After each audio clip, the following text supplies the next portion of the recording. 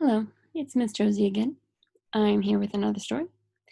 This one is shorter. It's called Bluebeard. I have no idea what this story is about. The last story, Hansel and Gretel, I knew the story. This one I don't. So here we go. Should be fun.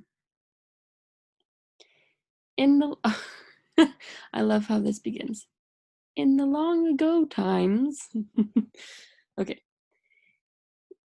In the long ago times, in a splendid house, surrounded by fine gardens and a park, there lived a man who had riches in abundance, and everything to make him popular except one, and that was his beard. For his beard was neither black as a raven's wing, golden as the sunlight, nor just an ordinary everyday color, but it was blue, bright blue. Okay, now we know what the story's about, huh? Of course, had Bluebeards come into fashion, his would have been considered beautiful beyond words. But as far as we know, Bluebeards have never as yet been fashionable, nor are they likely to be so.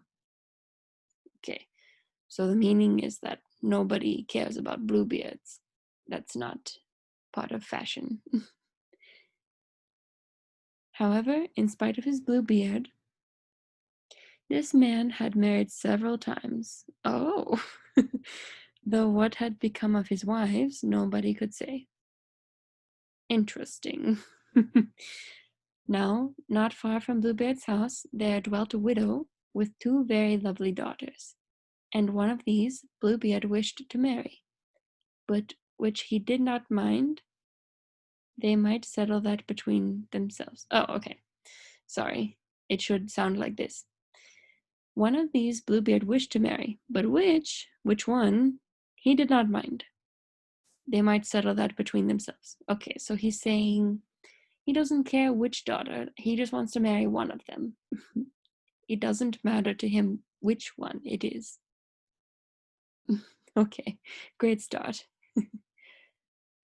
Neither of these girls had the least desire to have a husband with a blue beard. Why? I don't know why there's so much hate about this blue beard. Okay. And also, not knowing the fate of the other wives, they did not like to risk disappearing from the world as those had done. But being very polite, young women, they would not refuse Bluebeard's proposals outright. The younger said, I would not for a moment take away Sister Anne's chance of marrying such a wealthy man. While Sister Anne declared that, although the elder, she would much prefer to give way to her sister. And so it went on for some time. Okay, so they are both afraid this man, he has wives that are disappearing all the time, so they are both making some excuse for why they will not marry him. Then Bluebeard invited the widow and her daughters to spend a week with him, and many of their neighbors he also invited. Most sumptuous was the entertainment provided for them. Hunting and fishing expeditions, picnics and balls went on from morning till night, and all the night through, so that there was not time even to think of sleep, only feasting and pleasure the whole week long. So for one full week, they're just having fun. So well, indeed, did the younger sister enjoy this, that by the end of the week, she had begun to think perhaps, after all, her host's beard was not so very blue, and that it would be a fine thing to be the mistress of such a magnificent mansion, and the wife of such a rich husband. I like this. Okay, so she's saying, oh, I had a lot of fun. Maybe his beard isn't that blue. Okay. And not so and so, not long afterwards, there was a grand wedding, and the widow's younger daughter became Mrs. Bluebeard. Okay. This is my favorite story so far. About a month later, Bluebeard told his wife that he must leave her for several weeks, having to travel on business. Why? Where is he going? Okay. While I am absent, my dear, said he, invite your relations and friends and enjoy yourself just as you please in entertaining them. See, here are my keys, the keys of the rooms and of the chests where I keep my money, my gold and silver plate, and my jewels. Unlock rooms and chests and use freely what you will. So just take anything, here are the keys. This small key, he added, pointing to quite a little one, is the key of the door at the head of the lower landing. You will not need to use this at all. In fact, should you open that door or even put this key into the lock, I should be dreadfully angry. Indeed, I should make you suffer for it in a terrible way. Then Bluebeard bid his wife goodbye and departed. Okay, so how convenient. He's showing her all the keys and saying, just don't bother about this one. Don't use this one. You will get in trouble. Okay, so what do we think she is going to do? Let's see.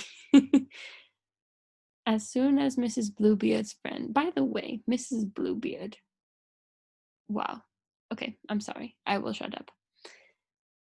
As soon as Mrs. Bluebeard's friends and relations knew that her husband was away, they came flocking to visit her, for they longed to see all her splendid possessions, but had feared to come before. They could not enough admire the magnificent apartments, and ran from one to another, praising everything they beheld. So that means all of her family really loves that house. Such a great house. But the young wife heeded nothing they said or did. All she thought of was that little key, which she must not use, wondering more and more why she ought not to open that one particular door. At last she could bear it no longer, but slipping away from her visitors, she ran along the passages and stairs, nearly falling down them. So great was her haste, until she came to that door at the end of the corridor. Not pausing an instant, she thrust the key into the lock and the door sprang open. Okay, I have not looked at the next paragraph. What do you think she is going to find in that room? I wonder if maybe maybe he's keeping the hidden wives there, like maybe he's hiding all the other wives. I don't know. Maybe Mr. Bluebeard, maybe he is in there doing something strange. I don't know. Okay, let's see. Oh dear. Okay. Wow, this is very okay, just a warning. This next part is very scary. So be careful. Stop now if you don't like scary things. Okay.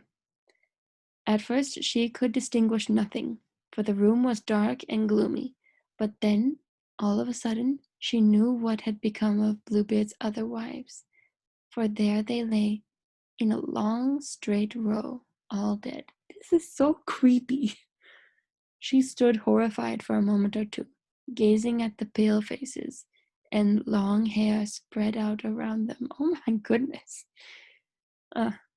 Then picking up the little key which she had taken from the lock, but dropped in her fright, she hastily quitted the room, shut and locked the door, and ran to her own chamber to calm herself before returning to her guests. Okay, that is not what I would do. I would go straight back to the party. You don't want to be alone after seeing something like that. But she was unable to rest for an instant, so dreadful were her feelings. Then, with terror, she noticed that on the key there was a stain. She wiped it with her handkerchief, but alas, it was blood that would not be wiped away. She washed the key and rubbed it, and scraped it and polished it, but all to no purpose. If she succeeded in cleaning one side, the mark came out on the other, for the key was enchanted. Oh no, that key is going to tell him the truth. Bluebeard. It doesn't look so blue. That same evening, Bluebeard returned, saying he had met the man whom he was wanting to see, and so the long journey was unnecessary, and he was rejoiced to be at home again. How did he know? How did he know to come back? Okay, next morning he called for the keys. His wife brought them to him, but not the little one. That she left behind. Bluebeard noticed this directly and sent her to fetch it. Trembling and white as a sheet, she was forced to give it into his hand. Aha! What is this? He cried. What is this stain that I see? His poor wife trembled still more and could not speak. Wretched woman, shouted Bluebeard, you have used this key. You have unlocked the door of that room at the end of the passage. You shall die. What is this story? In vain did his wife plead with him to spare her, kneeling before him with tears streaming from her eyes.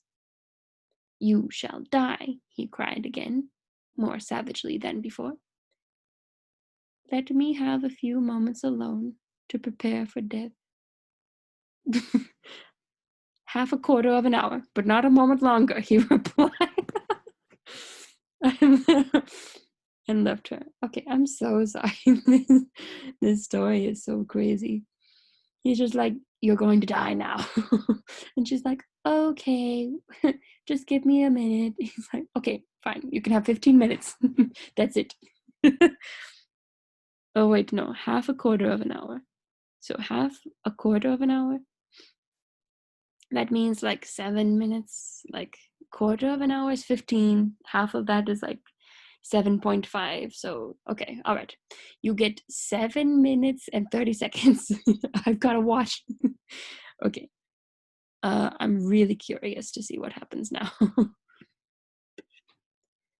The poor young woman hastened to a room at the foot of the terrace stairs, where was her sister Anne, and called to her. Sister Anne, look from the tower window. Okay. Look from the tower window. Can you see no one coming? And Sister Anne, looking out, answered, Alas, no, nothing but the green grass, and the sun which shines upon it. Bluebeard shouted from below that the time was almost up. Sister Anne, look once again. Can you see no one coming? Whispered the young wife, wringing her hands. Her brothers, she knew, were to visit her that day. If only they would come in time. Alas, no, Sister Anne replied. I see a cloud of dust, but it is only a flock of sheep on the road. But no, Bluebeard bawled out so loudly for his wife to come down that the whole house shook. Sister Anne, tell me, is no one coming? I see 2 horsemen afar off, cried Sister Anne. I will beckon to them to hasten hither. These words are very old words. She's saying, I'm going to call out to them so that they will come here.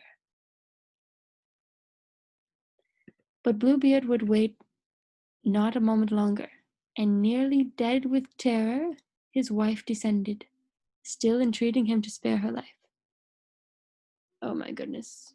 Okay, it's about to get violent. He would not, however, give heed to her prayers, and was just brandishing his sword so that it might come down straight and true upon her slender neck, when the door burst open, and 2 young army officers came rushing in, whom Bluebeard recognized as the brothers of his wife. He swiftly fled, but they speedily followed, and for his many crimes slew him then and there. Okay.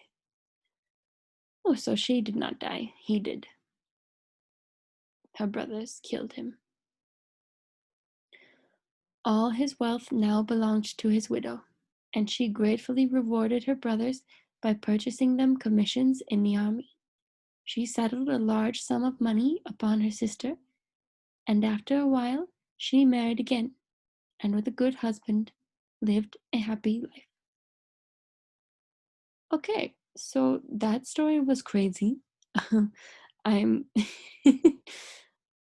really interested in that story. Never heard anything like it before.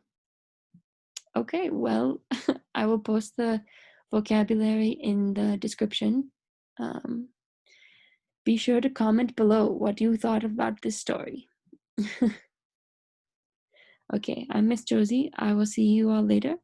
I will be back next time for another story for you.